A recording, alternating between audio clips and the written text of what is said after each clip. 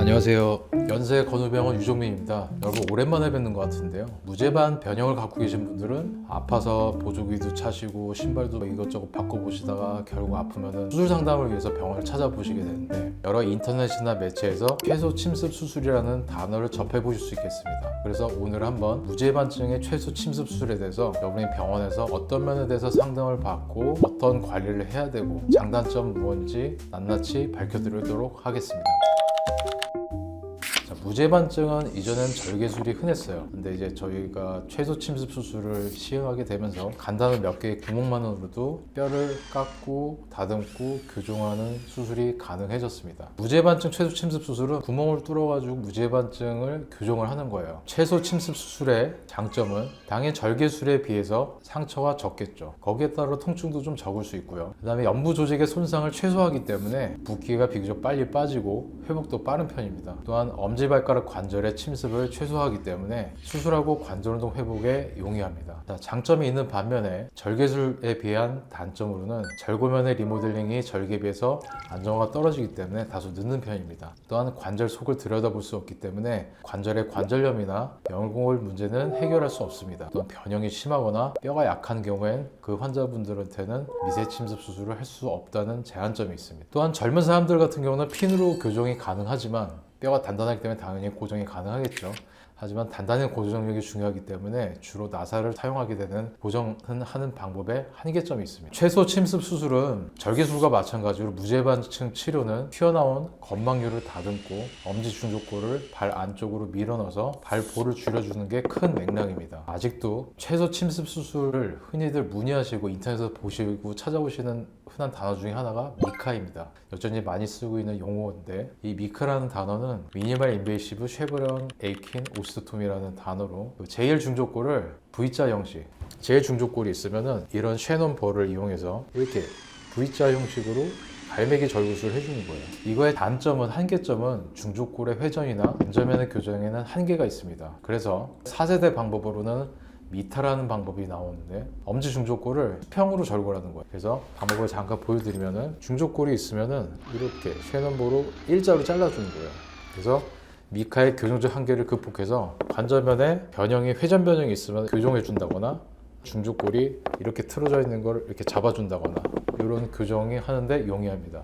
절골도 비교적 간단하기 때문에 쉐논볼을 이용한 절골술 시에 골 소실이 적은 게 장점입니다. 수술 후 관리에 대해서 알려드리도록 하겠습니다. 수술하고 나서 무제반 신발은 저희 방에서 많이 특이하게 쓰고 있는 거일 수도 있고 다른 방에서 쓸 수도 있는데, 무제반 신발이라고 해서 엄지발가락에 체중이 덜 들어가고 뒤꿈치에만 체중이 들어가는 보조 신발이라고 생각하시면 돼요. 그 신발을 5에서 6주간, 이 기간은 어떤 기간이냐면은 뼈 유합이 어느 정도 진행이 돼서 체중을 들일 수 있는 시기까지가 이 보호하는 시기 5에서 6주간을 이야기합니다. 그때까지는 무제반 보조기를 신어주고요. 그 다음에 수술 부위 4주차부터 정말 중요한 건데, 저희는 관절 꺾기 운동이 중요합니다.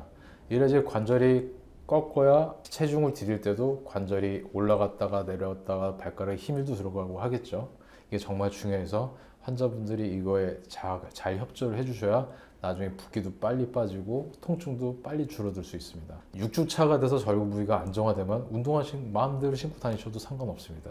저희 병원에서는 한 8주에서 10주간은 붓기 조정을 위해서 코반이라는 점착성 붕대를 감아서 붓기를 조정하게 됩니다. 여기까지가 무제반증 최소 침습 수술의 아주 기본적인 토대 내용을 설명드렸던 거고요. 그 다음에는 제가 환자분들을 수술하면서 환자분들이 또 궁금해 하신다거나 제가 빼먹고 이건 설명드리는 게 좋겠다, 나중에 수술하고 나서도 질문하시는 내용에 대해서 몇 가지 질문사항을 추려봤습니다. 첫 번째, 내고정물은 꼭 제거해야 하나요? 이건 보통 4, 5개월이 되면 절구부에 골진이 생기고 안정화돼서 제거를 고려해 볼 수 있습니다. 핀 고정을 한 경우에는 제거를 해야 되지만, 나사를 고정한 경우에는 특별히 불편감이 없으면 두고 사셔도 무방한데, 이 고정 나사의 특성상 1년 이상이 지나면 제거가 힘들어질 수 있기 때문에 제거를 고민하신다면 1년 이내에 제거를 추천드립니다. 발 모양은 좀 이뻐졌는데 엑스레이 보여주면 뼈가 많이 어긋난 것처럼 보인다고 하는데, 이게 괜찮은 걸까요?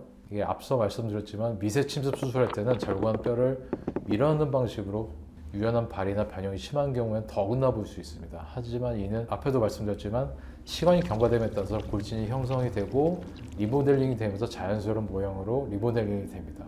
신경이나 혈관 손상의 위험은 없나요? 물론 100% 안전한 수술은 없지만 미세 침습 수술 시 연부 조직의 손상을 최소화하기 위해서 작은 상처 중심으로 연부 조직을 뼈와 잘 박리해서 뼈를 조심스럽게 연마하면 손상이 발생할 가능성은 매우 적습니다. 상처의 개수에 따라서 수술 방법이 달라지는 건가요? 전반적인 수련 과정은 같은데 나사 고정의 각도에 따른 위치, 그 다음에 골 연마 시에 손상을 최소화하기 위해서 작은 구멍의 추가 등으로 상처의 개수는 한두 개 차이 날 수는 있습니다. 상처가 적으니 통증도 덜한 거예요.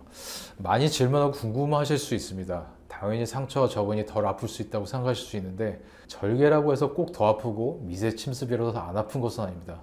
다만 골의 강직도, 변형의 정도, 그 다음에 절개의 경우 봉합으로 인한 통증에서 어느 정도의 영향이 미칠 수 있습니다. 환자마다 또 통증에 느끼는 역치에 따라서도 통증의 정도가 많이 달라질 수도 있고요. 미타와 미카 모두 동일하다고 말하는 의사도 있던데 어떤 차이가 있나요? 미타랑 미카는 약자죠. 약자인데 서로 차이가 있는 게 쉐넘볼을 이용한 절골의 방식, 모양의 차이가 있습니다. 미카의 한계점이나 그런 걸 극복해서 장점으로 좀 승화시킨 게 미타라고 생각하고요. 그래서 아마 요새는 거의 다 수술 방식을 미타 방식을 사용해서 그렇게 말하는 것 같고요. 명칭에서 오는 엄연한 차이가 있고 수술 방식의 차이가 있는 것이 맞습니다.